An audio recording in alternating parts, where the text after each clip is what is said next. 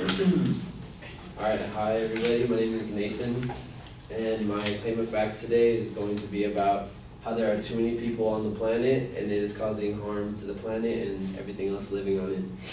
My supporting claims is going to be 1, the amount of people that we have on the planet. The second one is going to be about the resources, how there is not enough for everyone on the planet. My third one is going to be about the planet and the other living things that are being harmed by the large amount of people. So on the first one, with the large amount of people that we have, right now our population rate is increasing at too high of a steady rate. According to worldometers.info, the population in the world is currently growing at a rate of around 1.14% per year. That's around 80 million people per year being added to the population. Last year, according to census.gov, we had around 315,208,469 people exactly 1 year ago today in the US. Now we've added 2 million more people, and we're up to 317 million. According to Worldometers, it says that we're going to be reaching around 8 billion people by the spring of 2024. With all these people in the world, it leaves us no room to put them in comfortable homes and to places to get resources. And that's my second topic, is the resources. Since there's so many people out there, we can't get enough fresh water to everyone. When we can't get fresh water to people, they start dying, and well, people are dying. So right now, there's around 345 million people who don't get water. That's just in Africa alone. In the whole world in total, there's 780 million people who can't get fresh water because there's so many that they can't be in cities or towns that have water, so they're in just far out places. And I got that facts from water.org. And then the second resource that everybody needs is food. The food right now, it can't keep up with the amount of people that we have. The demand for food right now, it's projected to rise 70% by 2050, and that's according to the United Nations, and I got that from boomwarrior.org. And if the food and water prices keep rising, if the food and water demand keeps rising, then the prices are going to keep rising, and that's going to cause a lot of trouble for people out there. If we were to cut the people down, the prices for food and water would be a lot cheaper and it'd be easier for everyone. The third claim is that the planet and other living things are being harmed. And the first one is about the ozone layer. The ozone layer is currently being destroyed because all the high-powered factories that have to keep up with the large demands from all the people. These factories are releasing chemicals like chlorine and bromine. Those are called ozone-depleting substances. I got that from bcairquality.org, or .california, sorry. And if we were to cut down the people, we wouldn't need these high-powered factories that are destroying our ozone layer. And our air quality is currently getting worse because undeveloped countries are burning things such as wood and dung to keep them warm because there's so many people, we can't get enough fuel to everyone. If there was less amount of people, it'd be easier to provide fuel for everyone. Because oil and gas there's only a finite amount of it.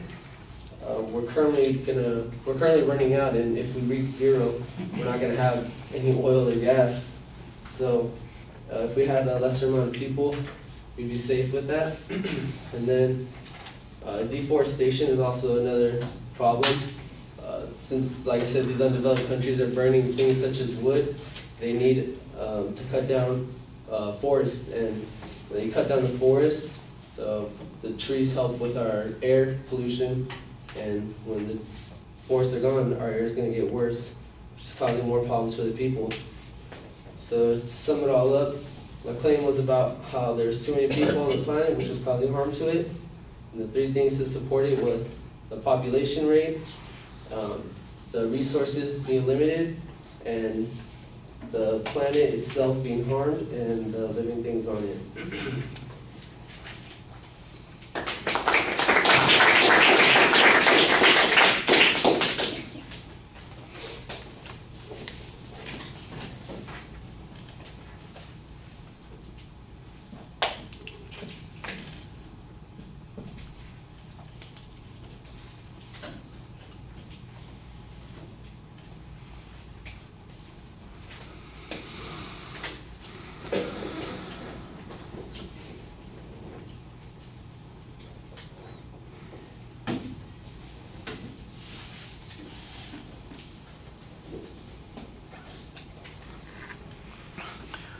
All right, Nathan, you did label the main claim and the secondary issues. There's a little bit of a problem with each of them because the wording on them is almost passive. Sometimes, like the main proposition actually sounds like an informative thesis rather than a declarative sentence. And the same is true with most of the secondary claims. You're going to answer why something is going on. Just make the claim that it's going on. You need to be a little bit more definitive in the position that you're taking here. It's not an informative speech, although some background information is necessary. You're making a claim and an inference off of that data, and I don't think that you state it as clearly as you need to in order to make it argumentative. The structure is okay. You do a good job signposting internally. Like I said, I do think the secondary points are not always phrased as claims, and that's a little bit awkward. The supporting material is inconsistent. I thought that you had some good information on the first point about the increase in the population and increased demands on resources, especially food resources. I thought that was okay. I do think that you want to make sure that you explain the premise about how they figured out that there's going to be a 70% increase in demand, because that's a pretty important piece of information. The water resources issue sounds to me like you're describing problems that people have with water now, but it doesn't really sound like it's a resource issue so much as it is a delivery issue. People live in places where there isn't water. It doesn't say that there is an insufficient amount of water. It just says it's not in the places where they need. So if people moved someplace, or if we move the water to them, if we don't have enough, then that's where you need to develop your argument. Or if those things are not possible, then that you need to explain that. As it is, it just sounds like you're saying people live in places where there isn't water. Well, that's not because there isn't enough water to sustain the population. It's that there's not enough water in that location to sustain the population. Maybe everybody needs to move out of whatever desert dwelling they have in those situations. The same thing is true on the energy resources.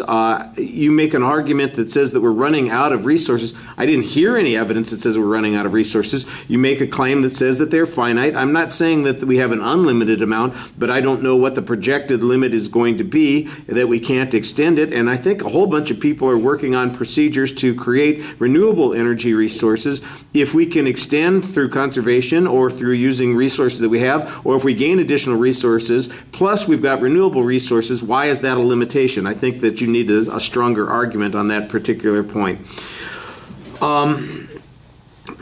The data, like I said, I think there's a lot of stuff that's missing here. You just make claims without offering proof on those things. The whole deforestation issue is largely asserted. You've got one piece of information that says that manufacturing processes release ozone-depleting chemicals, but there's no estimate about how much impact that has on ozone levels. For instance, stuff that gets released at the ground level, how does it ever get up to the ozone to deplete it? There's not an explanation of that process. I know how aerosols once did that, but if it's a depleting resource like chlorofluorocarbons, then it's in the atmosphere and it's put in the atmosphere. But if it's some hydrocarbon that gets released into the ground or in the water, I don't understand why it's going to have that particular issue, and so that needs to be explained. I thought that you summarized the idea pretty clearly, but like I said, the individual points need a little bit more development and more consistency in citation of evidence. All right, thank you.